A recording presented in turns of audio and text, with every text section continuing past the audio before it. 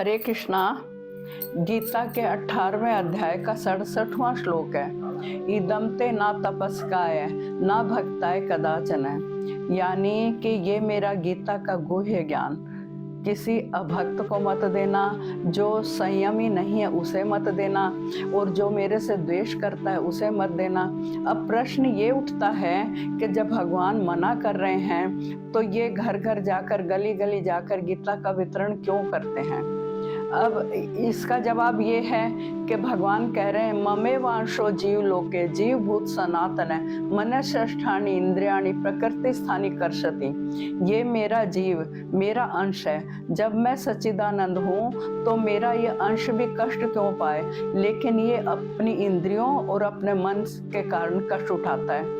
जब भगवान की बात नहीं मानता है तो भगवान उसको इस भौतिक संसार में भेज देते हैं। इस भौतिक संसार को दुर्ग भी बोला जाता है। तो दुर्ग की इंचार्ज को दुर्गा कहते हैं। दुर्गा जी भगवान की विश्वसनीय शक्ति हैं और दुर्गा जी के अंडर में रखते हैं। अब दुर्गा जी से भक्त बार बार कहता रहता है, माँ गाड़ी दे दे, माँ मुझे मकान दे दो, मुझे धन दे दो, मुझे पुत्र दे दो।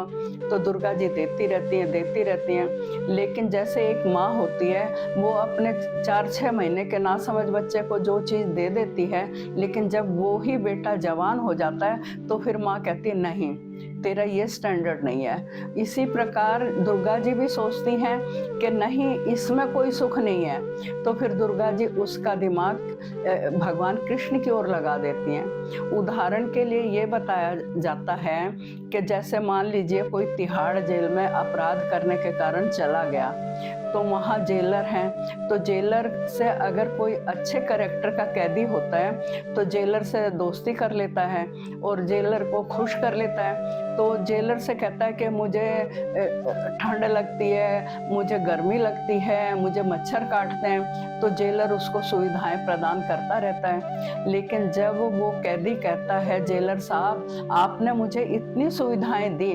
लेकिन फिर भी मुझे यहाँ सुख नहीं मिला, तो जेलर कहता है कि तुम एप्लीकेशन लिखो राष्ट्रपति के नाम और मैं नीचे साइन कर दूंगा कि ये अच्छा कैदी है, तब तुम जेल से बाहर जाओगे, तभी सुखी हो सकते हो। इसी प्रकार जब हम इस भौतिक संसार में हैं तो ये हमारा घर नहीं है, हमारा असली घर गोलोक है, हम भी वहीं सुखी होंगे। हरे कृष्णा।